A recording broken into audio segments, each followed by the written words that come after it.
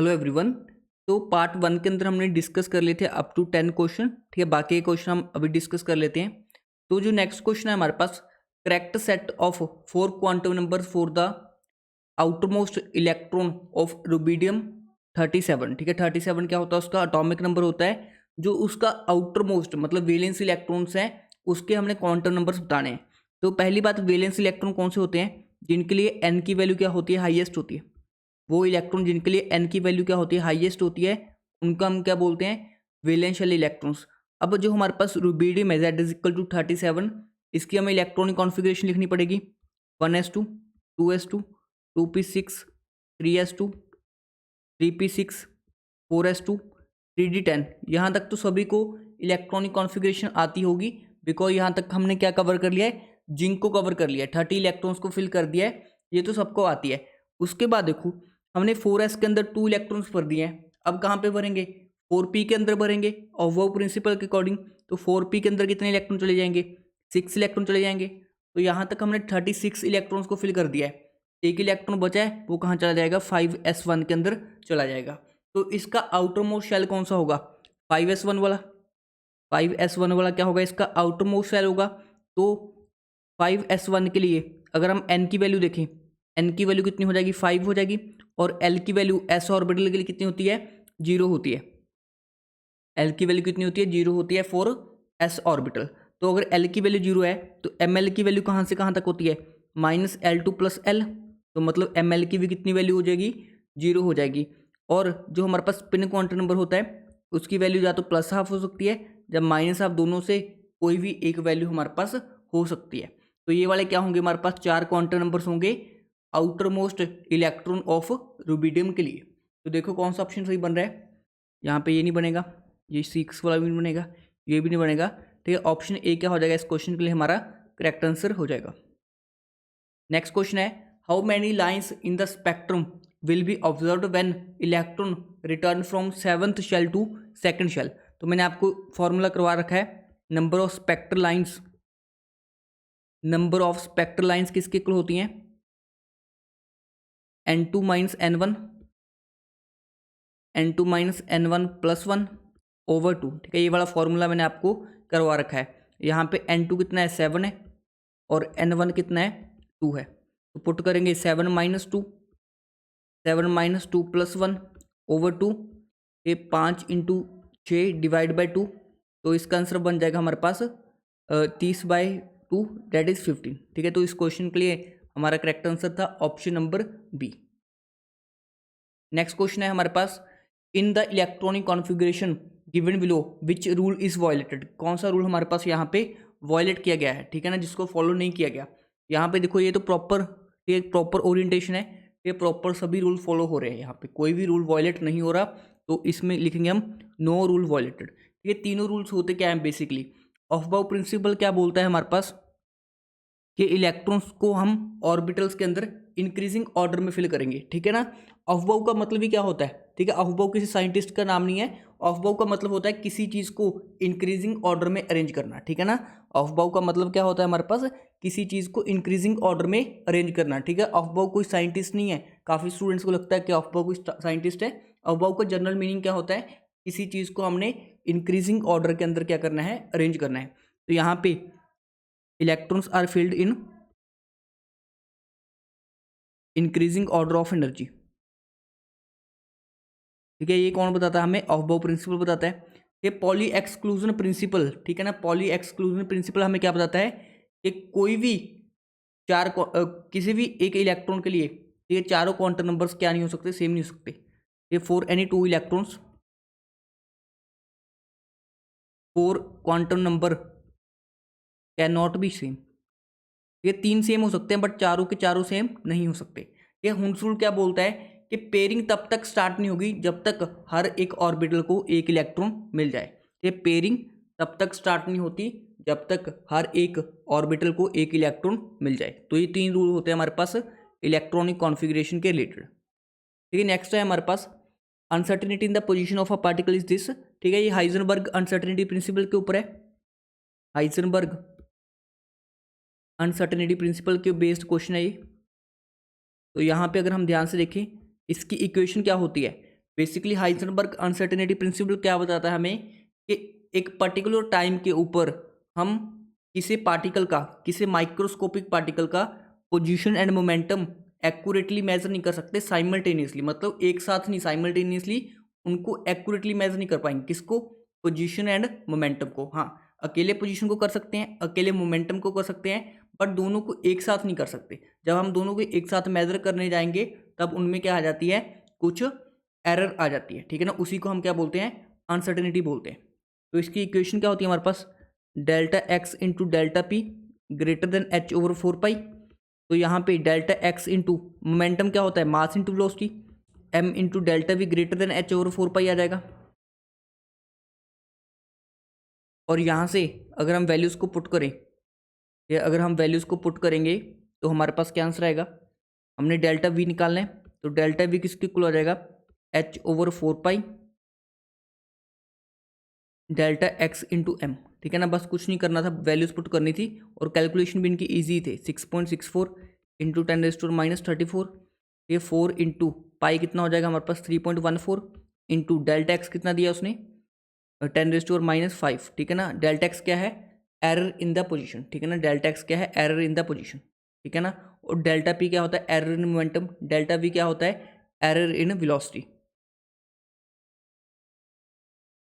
तो एम कितना हो जाएगा 25 ग्राम। देखो कैलकुलेशन बहुत ईजी है, अगर आप थोड़ा सा ध्यान से देखो तो अगर आपको दिख रहा है 25 इंटू 4 कितना होता है 100, 100 इंटू 10⁻⁻5 कितना होगा 10⁻⁻3। ये 25 इंटू 4 कितना होता है 100, 100 इंटू 10⁻⁻5 कितना हो जाएगा हमारे पास 10⁻3। बट यहाँ पे मैं एक छोटी सी एरर कर रहा हूँ। देखो जो हमारे पास ऊपर होता है जे की एच की वैल्यू वो जूल सेकंड के अंदर होती है। जब भी हम एनर्जी जूल में लेते हैं मास को हमेशा केजी में लेना होता है, ठीक है ना। तो ये 25 ग्राम है, इसको 10⁻³ से मल्टीप्लाई कर देंगे तो हमारा जो मास है वो केजी के अंदर आ जाएगा। तो ध्यान से देखो, तो ये नीचे वाली टर्म कितनी बन रही है 100, 100 इंटू 10⁻³ 10⁻1 10⁻1 और -5 -6, ये 10⁻6 ऊपर जाके क्या बन जाएगा 10⁻+6। तो ऊपर क्या बच जाएगा हमारे पास, जो फाइनल आंसर है वो क्या बच रहा है 6.64 डिवाइड बाई 3.14 इंटू 10⁻28। तो ये अप्रॉक्सीमेट 2 पे कट जाएगा, तो 2 इंटू 10⁻28 क्या आ जाएगा, करेक्ट आंसर आ जाएगा, ठीक है ना, जो कि हमें ऑप्शन नंबर ए में दिया है। अगर आप इसको कन्वर्ट ना करते तो आपका आंसर गलत आ सकता था। तो आपको ध्यान रखना है, जब भी एनर्जी हमने जूल में ली होती है तो जो मास लेना होता है हमने केजी के अंदर लेना होता है। नेक्स्ट क्वेश्चन है हमारे पास, the first emission line of in the atomic spectrum of hydrogen in the Balmer series appears at, ठीक है। तो रिडबर्ग इक्वेशन की बेस्ड क्वेश्चन है, रिडबर्ग इक्वेशन की बेस्ड क्वेश्चन है। तो रिडबर्ग इक्वेशन हमें क्या बोलती है, रिडबर्ग इक्वेशन के अकॉर्डिंग जो वेव नंबर होता है जिसको हम 1/λ लिख देते हैं वो आर, ठीक है। आर यहाँ पे रिडबर्ग कांस्टेंट होता है into Z² into 1/n initial जो छोटे वाला होगा माइनस, जैसे लिख लो n1 का स्क्वायर माइनस n2 का स्क्वायर, ठीक है। ये वाली हमारे पास क्या होती है, रिडबर्ग इक्वेशन होती है। तो यहाँ पे देखो सबसे पहले हमारे पास n=1 पे क्या होता है लाइमन सीरीज, फिर n=2 पे क्या होता है बाल्मर, फिर पास्चन, फिर ब्रैकेट पी फंड, ऐसे ही चलता रहता है। तो उसने बोला है फर्स्ट लाइन ऑफ बाल्मर, ठीक। फर्स्ट लाइन ऑफ बाल्मर कब होगी हमारे पास, जब ट्रांजिशन कहाँ से होगा, फर्स्ट लाइन ऑफ बाल्मर कब होगी, जब ट्रांजिशन n=3 से क्या होगा n=2 पे होगा। तो इसके लिए हमारे पास n2 की वैल्यू कितनी आ गई 3, n1 की वैल्यू कितनी आ गई 2। ये कुछ नहीं करना था, वैल्यूज पुट करनी थी, ठीक है। न्यू बार किसके इक्वल आ जाएगा आर, एज इट इज लिख लो। हाइड्रोजन के लिए Z1 होता है इंटू 1/n1 का स्क्वायर मतलब 2 का स्क्वायर माइनस 1/, ठीक है, 3 का स्क्वायर। तो ये कितना बन जाएगा r इंटू 1/4 माइनस 1/9। तो ये कितना बन जाएगा 5r/36 सेंटीमीटर इनवर्स, ठीक है ना। तो कौन सा ऑप्शन टिक हो जाएगा हमारे पास, ऑप्शन नंबर बी, ठीक है ना। आई होप आप लोगों ने थ्योरी अच्छे से पढ़ी होगी, तभी इन क्वेश्चंस को इजीली सॉल्व कर पाओगे, ठीक है। According to Bohr theory the angular momentum of fifth orbit, तो बोहर के अकॉर्डिंग क्या था mvr=nh/2 पाई। तो n की वैल्यू कितनी पुट कर देंगे 5 पुट कर देंगे, n की वैल्यू जब हम 5 पुट करेंगे तो mvr किसके इक्वल आ जाएगा 5h/2 पाई, तो ये किसके इक्वल आ जाएगा हमारे पास 5 MVR is equal to 2.5 H by pi, ठीक है ना, H/पाई आ जाएगा, जो कि हमें ऑप्शन नंबर डी के अंदर क्या है मेंशन है। नेक्स्ट हमारे पास de Broglie wavelength related question है। तो डी ब्रोगली का हमने दो फॉर्मूलाज पढ़े हैं, lambda is equal to H/mv, एक होता है H/√2 mass into kinetic energy, ठीक है। ये दो फॉर्मूलाज क्या होते हैं हमारे पास, इंपॉर्टेंट होते हैं रिगार्डिंग डी ब्रोगली वेवलेंथ। तो इसमें हम सेकंड वाला फॉर्मूला यूज़ कर लेंगे। तो लैम्डा किसके इक्वल आ जाएगा, H कितना है 6.64 इंटू 10⁻34 जूल सेकेंड ओवर √2, मास कितना दिया 1 kg, केजी के अंदर ही रखेंगे क्योंकि जब भी एनर्जी जूल में होगी मास को हम केजी मिलेंगे। और काइनेटिक एनर्जी कितनी दी आपको 0.5, ठीक है। 2 इंटू 0.5 1 हो जाएगा, √1 1 ही हो जाएगा, तो हमारे पास एनर्जी की वैल्यू कितनी आ जाएगी 6.64 इंटू 10⁻34 मीटर के अंदर हमारा क्या आ जाएगा, आंसर आ जाएगा। ऑप्शन नंबर ए क्या हो जाएगा इसके लिए, करेक्ट हो जाएगा। नेक्स्ट क्वेश्चन में क्या पूछा आपसे, ये कुछ क्वांटम नंबर्स दिए हैं, which of the following sets of quantum number is not possible, ठीक है, नॉट पॉसिबल पूछा है, ठीक है। तो मैं आपको बेसिक आइडिया देता हूँ, एन होता है और हमारे पास एन के लिए कुछ एल की वैल्यूज़ होती हैं और एम एल की वैल्यूज़ कहाँ से लाई करती हैं, -L2 + L, और जो हमारे पास एम एस की वैल्यू होती है वो ±½ हो सकती है, ठीक है ना। उसके बाद देखो n इज इक्वल टू 3 के लिए L is equal to 0 possible है, M is equal to 0 possible है, तो ये तो पॉसिबल है हमारे पास। जो हमारे पास सेकंड है n इज इक्वल टू, ठीक है, 2 के लिए L2 कभी पॉसिबल नहीं हो सकता, ठीक है, 0 पॉसिबल हो सकता है, 1 पॉसिबल हो सकता है, ठीक है। थर्ड वाले में देखो 4 के लिए 3 पॉसिबल है, ये -2 भी पॉसिबल है, ये भी हमारे पास पॉसिबल है, ये वाला भी पॉसिबल है। उसके बाद फोर्थ देखो, ये n इज इक्वल टू 1 के लिए L0 पॉसिबल है, बट ये वाली ML पॉसिबल नहीं है क्योंकि ML की 0 वैल्यू ही पॉसिबल है, तो ये भी हमारे पास पॉसिबल नहीं है। उसके बाद देखो 3 के लिए L2 पॉसिबल है बट M की वैल्यू 3 पॉसिबल नहीं है, मतलब 2 4 एंड 5 हमारे पास पॉसिबल नहीं है, ठीक है ना, 2 4 5 हमारे पास पॉसिबल नहीं है। तो इसका करेक्ट आंसर क्या बन जाएगा, ऑप्शन सी, ठीक है। ध्यान से पढ़ लिया करो क्वेश्चन, नॉट पॉसिबल, कहीं आप पॉसिबल वाला 1 और 3 भी दिया उसने, ठीक है, 1 और 3 पॉसिबल है बट उसने नॉट पॉसिबल पूछा है, ठीक है। तो क्वेश्चन को ध्यान से पढ़ना जरूरी है आपके लिए, ठीक है। इनमें से कौन सा रूल वॉयलेट हो रहा है, ठीक है। देखो पेयरिंग स्टार्ट हो चुकी है, पेयरिंग स्टार्ट हो चुकी है और हमारे पास हर एक ऑर्बिटल में एक इलेक्ट्रॉन नहीं आया, तो यही तो हमारे पास हुंड रूल होता है।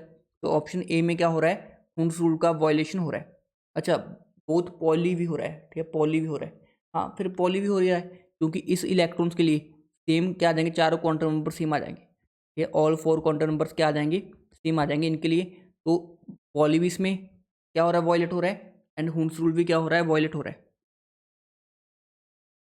नेक्स्ट क्वेश्चन है, ठीक है, ये तो इजी है हमारे पास, the wavelength of a de Broglie wavelength of electron revolving 6th orbit of hydrogen atom, ठीक है, ये भी इजी क्वेश्चन है, आपसे वेवलेंथ पूछा है, ठीक है ना। तो वेवलेंथ का फॉर्मूला क्या होता है हमारे पास, H/mv, और एक फॉर्मूला हमने पढ़ा है MVR is equal to NH/2 pi. तो यहाँ से अगर हम वेवलेंथ निकालें H/mv किसके इक्वल आ जाएगा हमारे पास, H/mv किसके इक्वल आ जाएगा, NH ओवर, ठीक है, सॉरी H/mv किसके इक्वल आ जाएगा हमारे पास, ठीक है, H/mv, ठीक है ना, 2πr/n, ठीक है ना, 2πr/n, ठीक है, H/mv किसके इक्वल आ जाएगा 2πr/n। तो यहाँ पे लैम्डा किसके इक्वल आ जाएगा हमारे पास 2πr/n, ठीक है ना। अब इसको R0 की फॉर्म में बताना है, तो पहले आपको R का फॉर्मूला पता है क्या, रेडियस ऑफ 0.529 इंटू n²/z, ठीक है, ये आपको रेडियस का फॉर्मूला करवा रखा है मैंने बोहर्स एटॉमिक मॉडल के अंदर। तो यहाँ पे लैम्डा किसके इक्वल आ जाएगा हमारे पास, लैम्डा इक्वल आ जाएगा 2π/n इंटू 0.529 इंटू n²/z, ठीक है ना। तो ये बचेगा क्या हमारे पास value, lambda is equal to 2π into 0.5, ठीक है, 2 से 2 कट रहा है, उसके बाद ऊपर n बच जाएगा, ये ऊपर क्या बच जाएगा n इंटू 0.529, अरे सॉरी सॉरी, ठीक है, ये z था, 2 से 2 कटेगा नहीं, ये तो हमारे पास z था, जस्ट वेट, तो यहाँ पे लैम्डा किसके इक्वल आ जाएगा हमारे पास 2 पाई इंटू आर, ठीक है। आर कितना होता है हमारे पास 0.529 into n square over z, और नीचे क्या आ जाएगा एन, तो वैल्यू क्या आ जाएगी 2 इंटू पाई इंटू 0.529 इंटू एक एन से एक एन काटा जाएगा, नीचे रह जाएगा जेड, जेड क्या वैल्यू होता है हमारे पास 1, ठीक है ना। तो अगर हम पुट करें एन की value 6 into 2 into pi into 0.529, तो आंसर आ जाएगा हमारे पास 12 पाई इंटू 0.529 को क्या लिख सकते हैं ए नोट, तो 12 पाई ए नोट आंसर आ जाएगा या आर नोट आंसर आ जाएगा, ठीक है ना। तो ऑप्शन नंबर कौन सा टिक हो जाएगा इसके लिए, ऑप्शन नंबर बी, ठीक है। ये भी काफ़ी अच्छा क्वेश्चन था, ठीक है। आपको सिंपली नहीं पूछा गया, ठीक है ना, थोड़ा सा आपको नॉलेज होना चाहिए था कॉन्सेप्ट्स का, तभी आप इस क्वेश्चन को सॉल्व कर पाते।